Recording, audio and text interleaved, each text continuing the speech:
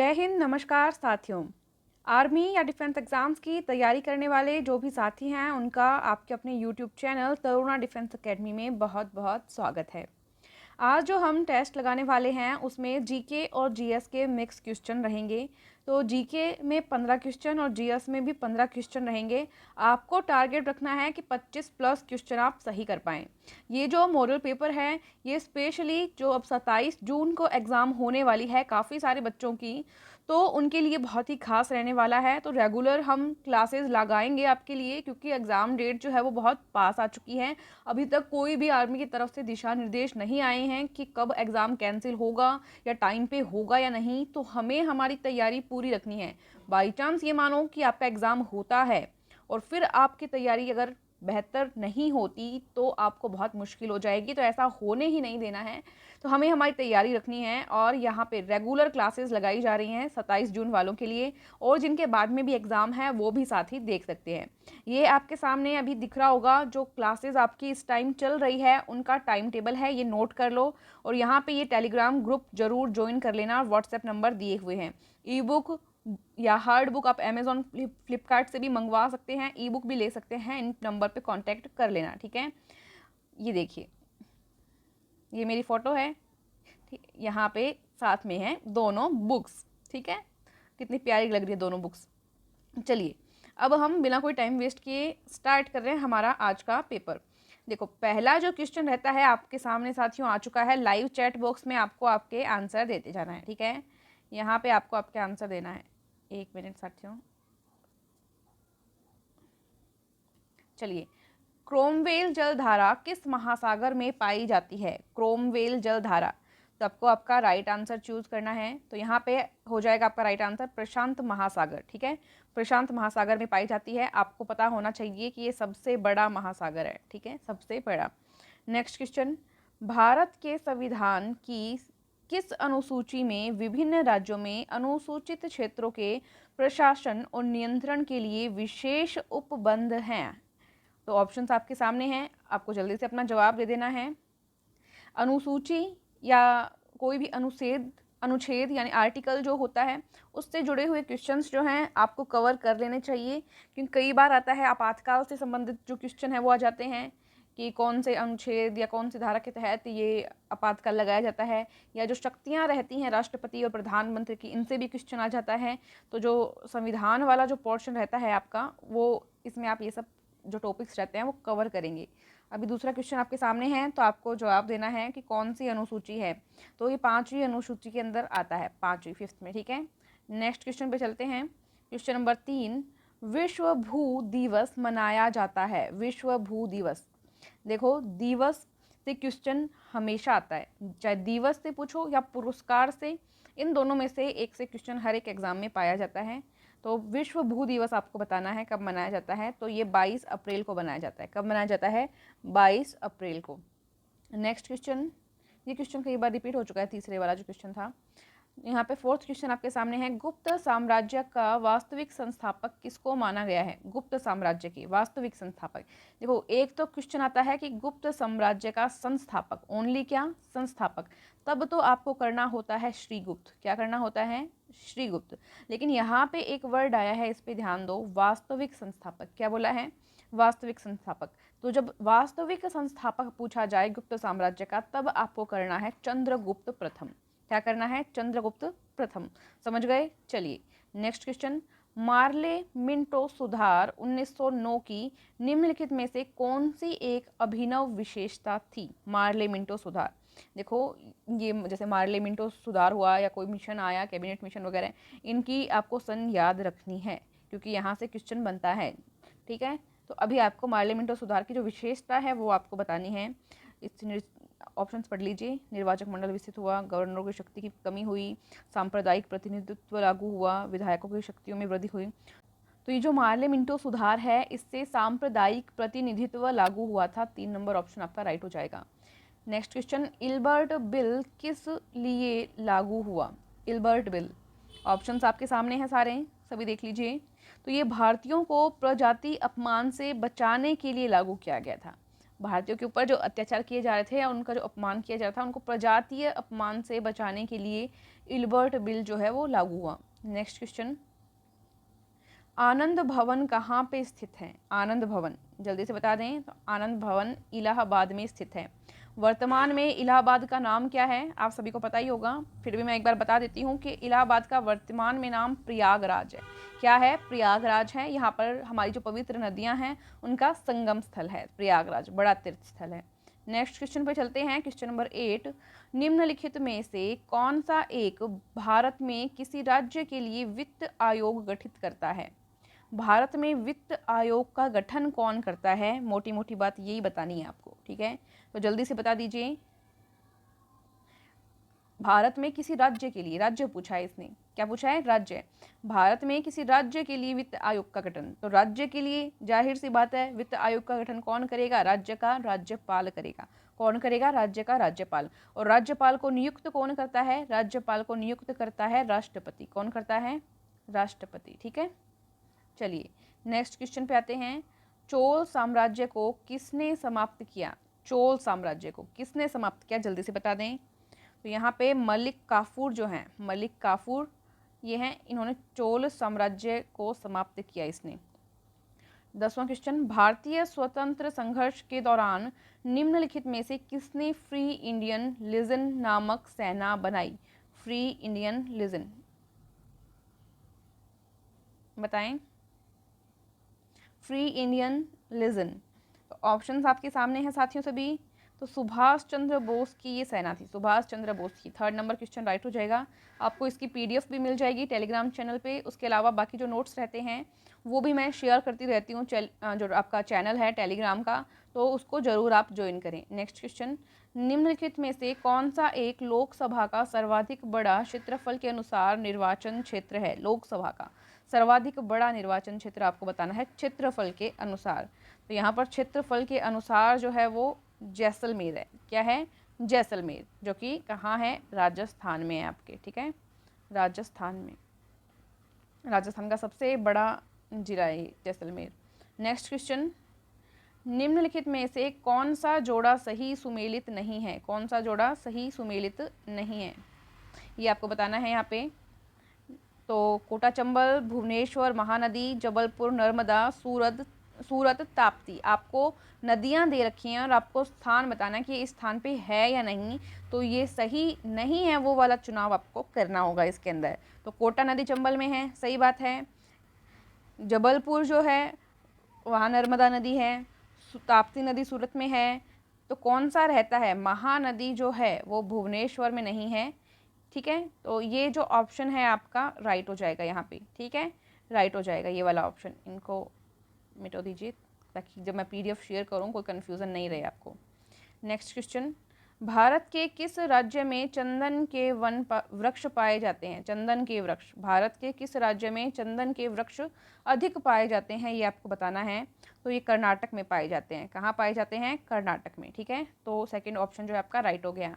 Next question, विश्व का सबसे छोटा महासागर कौन सा है? विश्व का सबसे छोटा महासागर, सबसे बड़े की बात कर ली थी प्रशांत महासागर था, और सबसे छोटे की बात करें तो आर्कटिक महासागर। कौन सा होगा? आर्कटिक महासागर। नेक्स्ट क्वेश्चन, कौन सा राष्ट्रीय पार्क एक सींग वाले गैंडे के लिए प्रसिद्ध है? एक सींग वाला गैंडा जो है वो काजीरंगा राष्ट्रीय उद्यान में पाया जाता है। ऑप्शन नंबर 3 राइट है। ये क्वेश्चन कई बार रिपीट हुआ है। तो जीके का जो पेपर है हमारा वो कंप्लीट हो चुका है। जीके के अंदर कितने क्वेश्चन राइट हुए 15 में से, ये आपको अभी बता देना है कमेंट करके। आई होप कि 13 क्वेश्चन तो आपके राइट हुए हों। अब सामान्य विज्ञान का पार्ट आ चुका है, भाग 2 आपके सामने, जिसके अंदर 16वां क्वेश्चन है, जल में घुले हुए सोडियम क्लोराइड को किस विधि द्वारा जल से पृथक किया जाता है? सोडियम क्लोराइड जो है यानी कि NaCl, सोडियम क्लोराइड को हम क्या बोलते हैं? NaCl। ये किस में? जल में, यानी कि H2O के अंदर विलय हो रखा है, और इसको किस विधि से पृथक करेंगे ये आपको बताना है। NaCl क्या होता है? NaCl को आम भाषा में क्या कहते हैं? नमक। क्या कहते हैं? नमक। एक मिनट, रॉन्ग हो गया। तो NaCl को आम भाषा में नमक कहते हैं। ये पानी में घुला हुआ है, तो इसको आपको अलग करना है। कौन सी विधि आप अपनाएंगे आपके सामने है। ये शायद 8वीं क्लास का क्वेश्चन है। 8वीं क्लास में इन सब विधियों के बारे में अच्छी तरह डिटेल से दिया हुआ है। तो आसवन या वाष्पीकरण विधि अपनाएंगे, आसवन या वाष्पीकरण विधि से इसको अलग किया जाता है। नेक्स्ट क्वेश्चन, निम्न में से किस मिश्रण को टिंचर आयोडीन के नाम से जाना जाता है? बताएं, ऑप्शन सारे आपके सामने यहाँ पे दिए हुए हैं, केमिस्ट्री का क्वेश्चन है ये। चीनी और जल का मिश्रण, आयोडीन और अल्कोहल का मिश्रण, सोडा और जल का मिश्रण, वायु गैस में गैस का मिश्रण, जल्दी बताएं। तो यहाँ पर आयोडीन और अल्कोहल का जो मिश्रण होता है, आयोडीन और अल्कोहल का जो मिश्रण होता है उसको टिंचर आयोडीन के नाम से जानते हैं। अल्कोहल जो होती है एक तरह से मदिरा में भी अल्कोहल ही होता है, मदिरा यानी शराब, तो उसको आप कह सकते हैं। नेक्स्ट क्वेश्चन, वायु गैस में गैस का विलयन निम्न में से है। वायु गैस में गैस का विलयन निम्न में से है, तो क्या क्या इसमें जो है कंपाउंड रहेंगे आपको बताना है। यहाँ पे ऑप्शन सारे आपके सामने दिए हुए हैं। तो ये ऑक्सीजन और नाइट्रोजन का मिश्रण होता है, ठीक है, ऑक्सीजन का और नाइट्रोजन का मिश्रण होगा ये। 4th number question, next question पे चलते हैं। निम्न में से कौन सा ऊर्ध्वपातित ठोस पदार्थ नहीं है? ऊर्ध्वपातित ठोस पदार्थ नहीं है वो बताना है। तो अब आपको पहले तो ये पता होना चाहिए कि पदार्थ होता कौन सा है। तो देखो, वो पदार्थ जो ठोस अवस्था में है और ठोस अवस्था में आप इसको गर्म करो और ये गर्म करते ही लिक्विड अवस्था में बदले बिना ही सीधा ही क्या बन जाए? भाप बन जाए। सीधा ही क्या बन जाए? भाप बन जाए या गैस ये अवस्था में आ जाए, ठीक है, भाप बन जाए या गैस बन जाए, ठोस, तो उसको कहते हैं हम ऊर्ध्वपातित ठोस। जो लिक्विड फॉर्म में आए बिना सीधा जो है गैस की फॉर्म में आ जाए उसको हम ऊर्ध्वपातित ठोस बोलते हैं। अब यहाँ पे ऑप्शंस आपके सामने हैं, आपको बताना है कि कौन सा नहीं है, जल्दी से बता दें।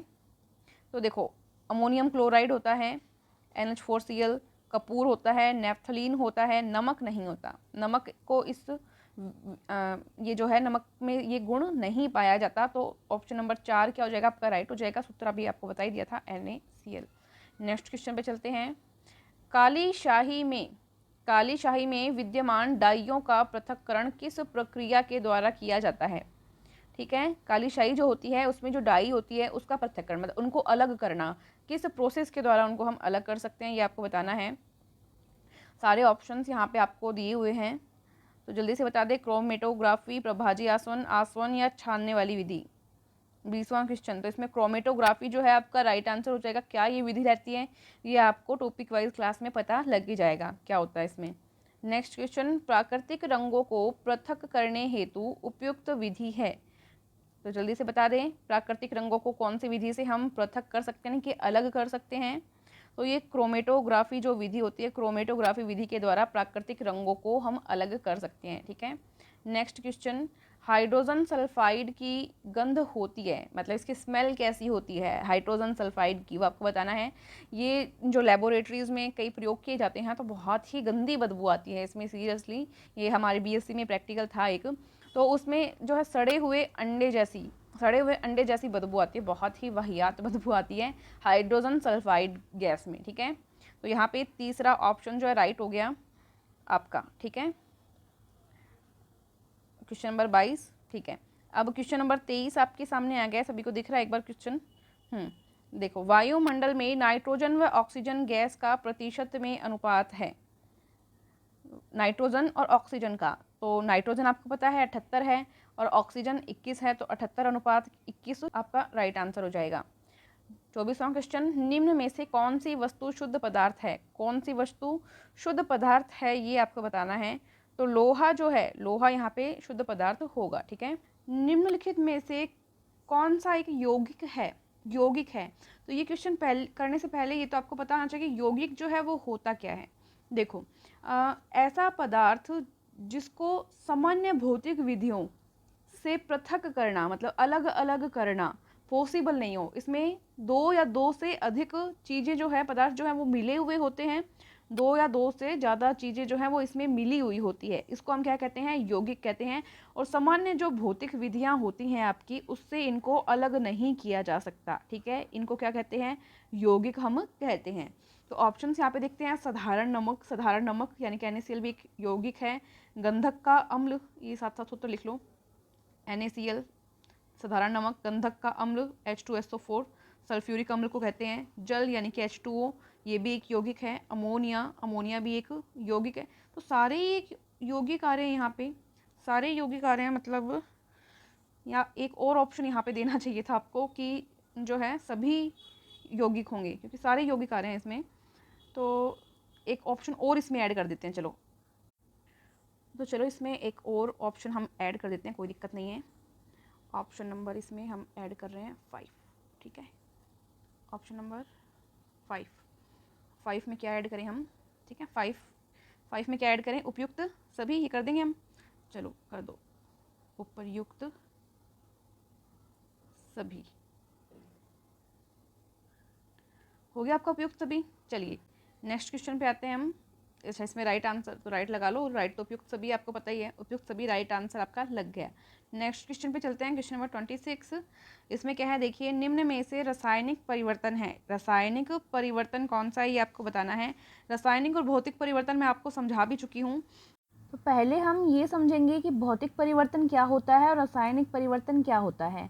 भौतिक परिवर्तन में क्या होता है कि जो अभिकारक होते हैं वो उत्पाद में बदल सकते हैं और उत्पाद वापस अभिकारक में बदल सकते हैं। लेकिन जो रासायनिक परिवर्तन है उसमें अभिकारक उत्पाद में बदल सकता है, लेकिन उत्पाद जो है वो वापस अभिकारक में नहीं बदल सकता। तो ये इन दोनों में डिफरेंस होता है। तो अब हम इसको एग्जाम्पल से समझेंगे ताकि आराम से समझ में आए आपके। तो देखो, जो बर्फ़ है, बर्फ़ से हम पानी बना सकते हैं और पानी से वापस बर्फ़ बना सकते हैं। तो ये भौतिक परिवर्तन का आपके उदाहरण होता है। इसके अलावा हम दूध से दही बना सकते हैं और दही से वापस दूध नहीं बना सकते। तो ये एग्जाम्पल हो गया रासायनिक परिवर्तन का। तो एग्जाम्पल से आपको समझ में आ गया होगा और पहले की क्लास में भी करवाया हुआ है, तो आप क्लास भी देख सकते हैं। कुछ बच्चों के समझ में नहीं आया, दोबारा समझ लेते हैं। देखो, भौतिक परिवर्तन में अभिकारक उत्पाद में बदल सकता है, उत्पाद अभिकारक में, जैसे पानी बर्फ, बर्फ पानी में। और रासायनिक में दूध से दही बन सकता है, लेकिन दही से दूध नहीं बन सकता। समझ रहे हैं। जल से बर्फ बनना, लोहे पर जंग लगना, पौधे की वृद्धि, भोजन का पाचन। यहाँ कुछ गड़बड़ मुझे लग रही है, और गड़बड़ ये लग रही है कि यहाँ पे नहीं वर्ड और आना चाहिए। निम्न में से रासायनिक परिवर्तन नहीं है। क्यों आना चाहिए ये वर्ड, क्यों मैंने इसको घुसाया है यहाँ पे, ये इसलिए मैंने घुसाया है क्योंकि लोहे पर जंग लगना ये भी रासायनिक परिवर्तन है, पौधे की वृद्धि ये भी रासायनिक परिवर्तन है, भोजन का पाचन ये भी रासायनिक परिवर्तन है। तो यहाँ पर केवल एक जो ये है, जल से बर्फ बनना, ये जो है भौतिक परिवर्तन का उदाहरण है, यानी कि रासायनिक परिवर्तन का उदाहरण नहीं है। बाकी सारे ही रासायनिक परिवर्तन के उदाहरण है। तो मैंने यहाँ पे नहीं लगा दिया है, तो ये कोई मिस प्रिंट हुआ है शायद टाइपिंग करने में, कोई दिक्कत नहीं है। तो आप इसको ऐसे नहीं कर लेना। तो जल से बर्फ बनना ये रासायनिक परिवर्तन का उदाहरण नहीं है, और बाकी सब क्या है, रासायनिक परिवर्तन के उदाहरण है। देखो, लोहे पर जंग लगना ये संक्षारण की अभिक्रिया होती है। सॉरी साथियों, ये किसकी अभिक्रिया होती है, संक्षारण की। ये पूछा जाता है कई बार, संक्षारण की अभिक्रिया होती है। संक्षारण ऑप्शन में नहीं मिले तो आप ऑक्सीकरण भी कर सकते हैं, ठीक है, ऑक्सीकरण भी कर सकते हैं।